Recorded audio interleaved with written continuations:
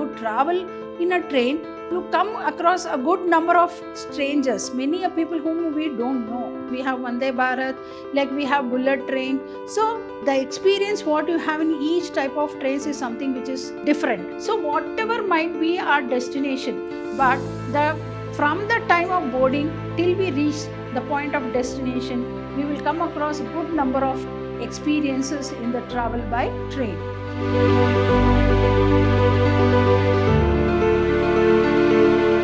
Hi, hello everyone. Welcome back to my another session 1 of first sem BCom English, Unit 3, that is Essay 1, Travel by Train by J.B. Priestley. Myself, B. Shobarani, from the Department of English, Vidhyaashram First Grade College, the Temple of Excellence in MYSURU. The essay itself is quite interesting, that is, travel by train. Each one of us in our life would have traveled by a train, and the number of good experiences we could have had in the travel by train is something which is very, very interesting. Here, the author wants to emphasize the experiences that a person would have while traveling by a train. Moving on to the next slide. In this particular session, I'll be discussing about the author, that is J.B. Priestley, who has written this wonderful essay, Travel by Train. Then the summary, the gist of the essay, that is the Travel by Train. I have included the glossary also here, the meanings of some important words that are used in this particular essay, and the type of questions, the comprehension questions that would be asked from this particular essay from the examination point of view, as well essay type questions that would be asked from this particular essay, Essay 1 of Unit 3, called Travel by Train by J.B. Priestley. Let me move on to introduce the author to you all, that is J.B. Priestley. J.B. Priestley, here you can see his beautiful picture. From 1894 to 1984, was a British novelist who was very famous in writing novels, essays, and a playwright who used to write plays. He was raised by his stepmother, as his mother died when he was very young. So he was brought up by his stepmother, as his mother had passed away at an early age. He served in the First World War and was wounded by mortar fire, that is the explosive fire. During World War II, he was a very popular broadcaster on BBC radio. So he was a very good broadcaster also, one who anchors, one who speaks on the radio, a broadcaster on BBC radio. He then studied English literature at Trinity College. After graduating in 1922, he began his career as a journalist and essayist. See, he was a very good essayist, novelist, and a playwright, as well a very good journalist. Determined to become a writer, he spent his hard-earned money on books. But he was very much interested in English literature. See, though he was working and the amount what he earned through his earnings, he spent most of the money in buying books because he wanted to become a very good writer in English literature. Maybe this essay called Travel by Train is one of the most fascinating essay of J.B. Priestley.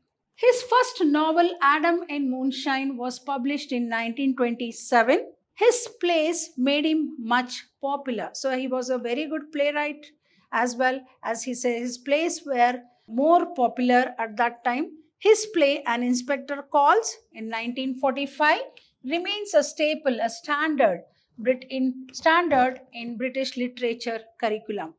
His first writing piece, Secrets of the Ragtime King, was published in London Opinion in 1912. His corpus, that is a collection of written texts, includes more than 50 plays and over 100 novels. His corpus means a collection of written texts. Travel by Train by Priestley, published in 1928, is filled with anecdotes, short, interesting stories of a person. about different kinds of travelers in trains. He presents interesting caricatures. Caricatures means what? Pictures of a middle-aged woman, the heavy carriers, the non-stop eaters, the noisy children, the innocent travelers, the cranks. Cranks means people with somewhat different strange behavior, and the mighty sleepers and an elderly man. I think all of us, when we travel by train, we try to see so many different pictures. Like, for example, we see some people sleeping, some eating, some running around, and some selling something. So we'll have a wide range of pictures when you travel by train. That is what the author wants to convey in this essay called Travel by Train. This is a wonderful picture of a train. I think each one of us would enjoy traveling by a train, because the experience, the journey, what you have in a train is something different from all other modes of transportation. Here, Priestley begins by highlighting the allure. Allure means exciting and charm of train travel. He contrasts it with other modes of transportation. Yes, of course, like for example, when we travel by air, we have a different experience. When we travel by bus, we have a different experience. And when we travel by car, we have a different. So the modes of transportation might be different, but when we travel by train, that gives somewhat different experience than any other modes of transportation, emphasizing the unique and perspective it offers. So it is very unique and very different, mode of transportation when you travel by train. While air travel and car journeys have their own merits, for example, when you go air travel, maybe you are going to cover the distance in a very short time, and the number of hours of journey is reduced, and the comfort what you have while you travel in a air is something totally different. And car journeys is something which is very nice, because whenever you want, you can stop. Wherever you want to have something good to eat, you can stop. All that you will have. But of course, they lack the leisurely pace and contemplative. It means, when you're sitting in a train and when you're traveling, you will have lot of time to think. That is a very good experience what you will have in a train. And you can see the moving, the scenes that passes away while you travel by the train.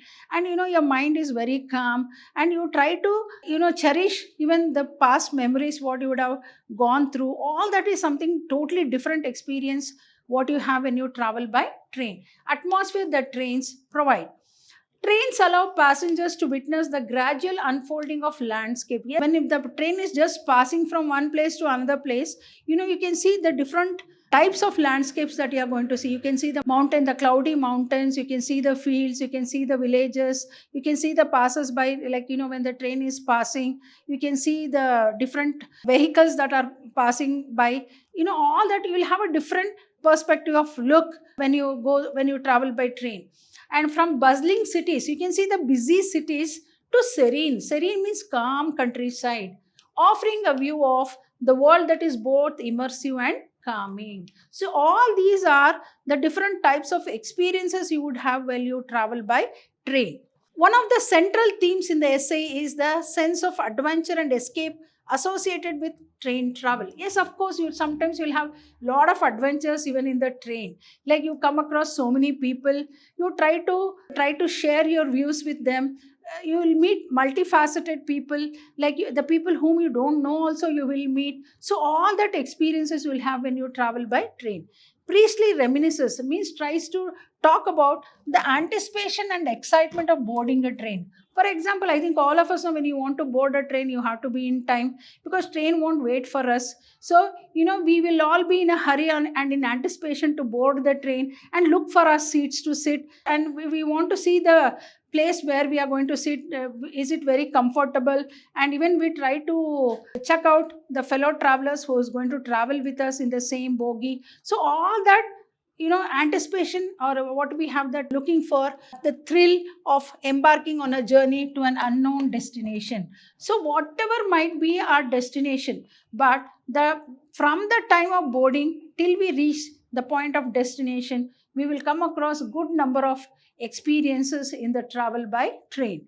He fondly recalls the romance of train stations. So whenever we are moving in a train, we come across many train stations. So we try to see the beauty of each and every station and the surroundings of the station with their bustling crowds. You can see many people just running to board the train with all their heavy luggages, and even we can see elderly people struggling to get into the train with the help of somebody, and along with their luggage it's very difficult for them to climb the train. And we can see the small children also who are just pulled by their parents so that they will board the train in time, so that the train will not move. And also safety of the fellow passengers is also very important. So all that is taken care, and we can see all this when we are traveling by a train. The clatter of wheels, the clatter means the sound of the wheels on tracks. Everybody would like to hear to the clatter of the wheels, the sound of the wheels, rhythmic chugging of the locomotive, that is the non-stop moving of the locomotive, that is the train. For Priestley, train travel represents a break from the monotony. Monotony means the daily schedule. When we are traveling by train, we try to put beside everything, the daily routines, what we have been doing, everything we just forget, and we board the train quite happily and comfortably, wants to experience the joy of the ride in a train. The monotony of everyday life, a chance to disconnect and experience the world in a different way. So once we board the train and sit in the train, and once the train starts, we are like into a very beautiful world where we see the landscape, we can see the people moving around us, we try to speak to each other, and we try to eat whatever comes in the train. We try to buy and eat it. We will relish even the eatables that is been coming in the train. Moving on to the next slide. Priestley, well, let me move on to the summary. What exactly the essay Travel by Train says all about the journey by train. Priestley also explores the social aspect of train travel. Trains bring together a diverse group of people. Yes, of course, when you travel in a train, you come across a good number of strangers, many are people whom we don't know, each with their own stories and destinations. Whenever we travel in a train, each individual will have their own destination to reach. So they'll have their own stories to convey. This mingling of strangers, see here, when you travel in a train along with your family members, or maybe when you're traveling solo, you come across many strangers, many people whom you don't know, and they are the ones who just come at that point of time and go away. There are instances where become very close to some people, and we try to maintain that relationship or friendship forever. So this mingling of strangers creates a unique social dynamic where brief encounters and conversations can leave a lasting impression. Yes, of course, it's not always like you'll have very good experiences in a train. Sometimes even you'll have bad experiences. Maybe you'll have a fight with a fellow passenger, maybe for the seat, or maybe for some discomfort what the fellow traveler causes to you. So in that point of time, you will have sometime good experiences as well the bad experiences. So particularly we try to remember the bad experiences what we have come across when we are traveling by a train. Priestley reflects on the camaraderie, means the friendship that often develops among passengers. Yes, of course, when you're sitting next to some stranger or a fellow passenger, we don't know who they are, but yet we try to make friends with them, and we talk about like you are from which place are you going. In a short span of time, we start sharing our views with each other, so much so that we'll become very close friends in that journey.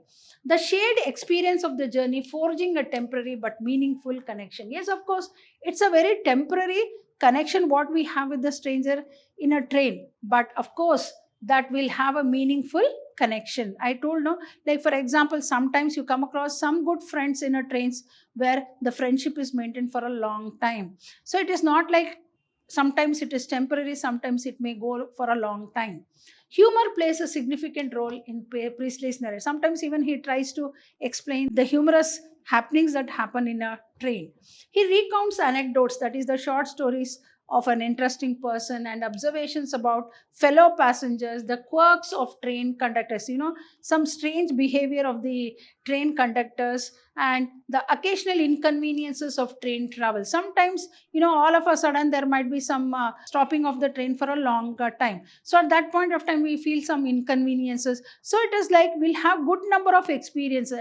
As I said, we might have good experience or we might have bad experiences. So like that, we'll have good number of memorable experiences when you travel by train. That is what J.B. Priestley wants to convey in this wonderful essay called Travel by Train. So these humorous humorous interludes add a light-hearted tone to the essay, making it both entertaining and relatable. It means able to relate to something else, relatable. The essay also touches on the transformative power of train travel. There are good number of trains now. We have the passenger trains, we have Vande Bharat, like we have bullet train. So the experience what you have in each type of trains is something which is different. So the essay also touches on the transformative power of train travel. For Priestley, the journey itself is an important as the destination. It's not all alone mindset that we have to reach the destination. The very important thing is traveling in a train itself is something which is memorable and which is very important. Particularly, you might have seen small children like to travel by train than by air or by car, because they have enough space to walk around, enough space to jump around and play around. So like within the train itself, they will try to move around and they want to see. Usually we find children would like to sit near the window of a train so that they can have a full view of the place that is just moving around. So the time spent on the train allows for introspection. So we try to analyze ourselves, and contemplation means we try to compare, like providing mental and emotional respite from the demands of daily life. That time spent on the train allows for us to self-analyze what we have done. Is it right? We'll have enough time to think of ourselves, like what we have done. The spare time what you get in a train is something where you can rely on. The rhythmic motion of the train, the rhythmic motion of, it goes in a complete pace manner. The changing scenery, when the train is moving, you can see the scenery also changing, and the sense of movement contribute to a meditative state that can be both rejuvenating, means refreshing, and also inspiring. You'll have a very calm mind and you try to have a good refreshing mind from the daily routine what you would have in everyday life. So the travel by train, the journey by train is something which gives you more refreshing from the daily, from the busy schedule what each one of us have in our daily life. So at the end, author wants to summarize the whole theme of the essay, that is travel by train, like this. Priestley concludes by emphasizing the enduring appeal. Means enduring is that which is going to last for a longer time. The memory what you have during a travel by train is something which is going to last for a longer time. Despite the advancements in technology and the rise of faster modes of transportation, nowadays people prefer to go by faster modes of transportation like air and car, but still the train journey or travel by train remains like evergreen forever. Trains retain a timeless charm and significance. So it is something like which is forever. The journey what you have in a train is something totally different from the faster modes of transportation what we have in our daily life. They offer a unique blend of adventures. Sometimes you come across so many adventures in a train while you are traveling by a train. There might be some, as I said, you might have some quarrels or some fights with somebody, or you might have a very good talk with a very good person, something which is very useful to us. So like that, you will have mixed group of experiences, mixed group of people. You will have reflection and human connection that is hard to replicate elsewhere. In Travel by Train, J.B. Priestley masterfully captures the essence of train journeys, celebrating their charm, humor, and transformative potential. Sometimes you come across some funny scenes where you'll be just laughing at. So that is what is the journey what you are going to have in the Travel by Train. Through his vivid descriptions and thoughtful reflections, he reminds readers of the simple pleasures and profound experience that the train travel can offer. See, at the end, so beautifully the author tries to emphasize that through his vivid descriptions what he has given in this essay and thoughtful reflections what he has mentioned, he reminds readers of the simple pleasures and profound experiences that train travel can offer. Such a beautiful essay, that is Travel by Train by J.B. Priestley. Each one of us, so once we read this essay, Travel by Train, we would like to recollect the journeys what we have had in our life, that is the travel by train. Moving on to some of the important meanings that the author has in his essay called Travel by Train.